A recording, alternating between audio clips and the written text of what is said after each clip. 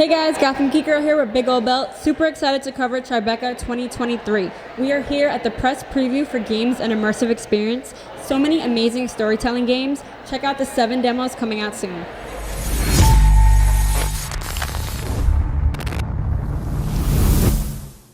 Hi, so we're here at Tribeca and I'm with the creator of Blacklands, one of the awesome immersive projects at the Tribeca Film Festival. You want to tell us a little bit about it?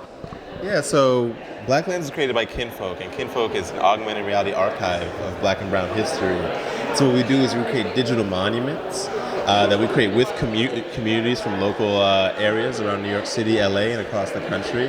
And the reason that we do this is because we've seen a discrepancy in the monuments that exist within our public spaces in the physical form and how they're not representative of Black, Brown, queer, and underrepresented communities. And so we want to create an accessible tool to right that wrong and really celebrate and memorialize our own history in an immersive 3D way. And so we create these monuments, and we have an audio-visual experience as well, spatial audio, to really immerse you in that history and sort of try to time travel you back to the points in which these histories were existing. And so there's histories that are lost, that are erased every day from minority groups, and so we wanted this tool to be a way to highlight this.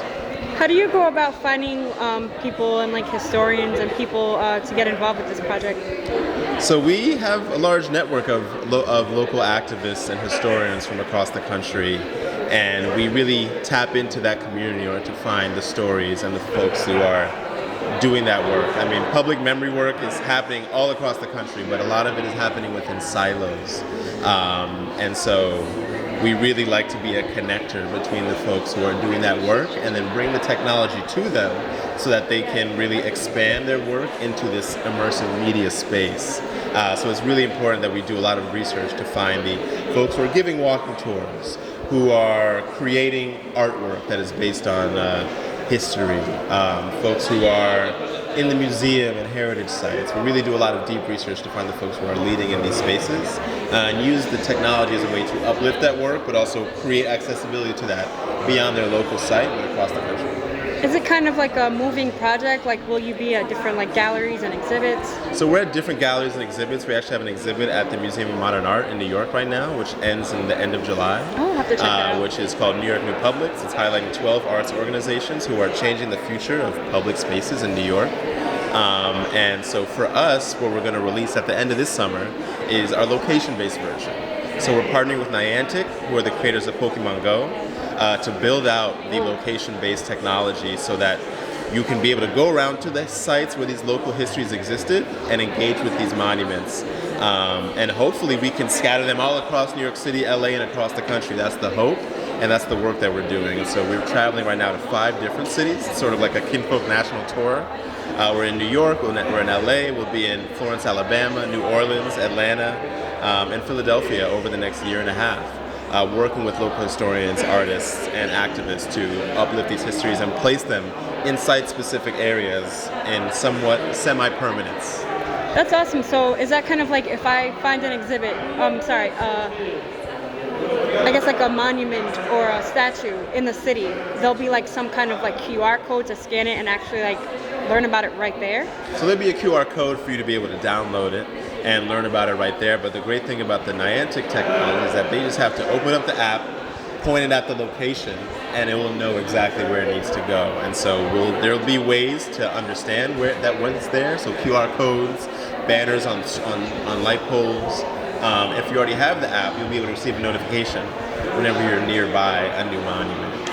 So that's the hope, is that we can start spreading these around in these different areas so that while people are walking around, they can actually know the histories that existed and respect the people that lived there before so that they can treat the spaces better and be more part of the community and know the knowledge and the histories that existed before. That's so important because especially with like American textbooks, as an adult, I feel like we're learning more and more history that I'm like, why do we not learn this? And one of my favorite parts about this project is like how I just keep learning new things and I just keep getting angrier about why I never knew this before. And that's interesting you brought up schools because that's one of the original folks who used our app the most. Teachers during the pandemic were like, how do I bring these new and important histories into the classroom in a way that kids love and that's accessible through the phone.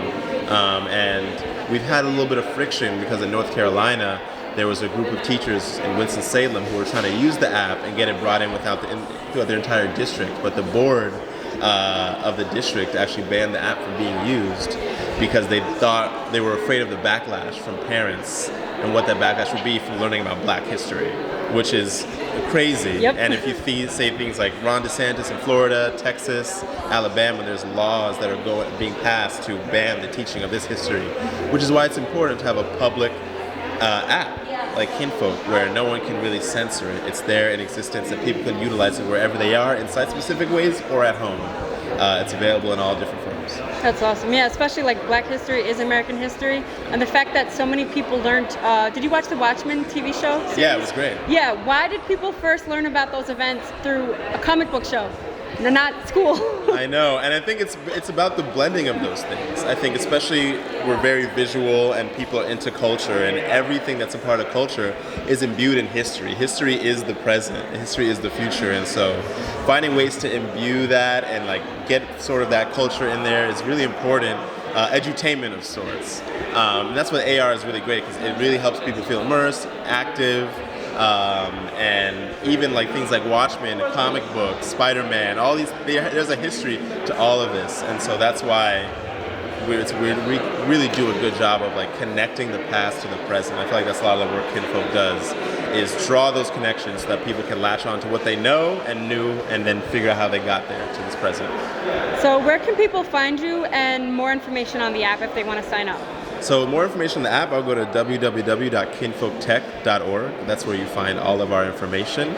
The app is available on the Android and iOS app stores. Just type in Kinfolk, it will pop up.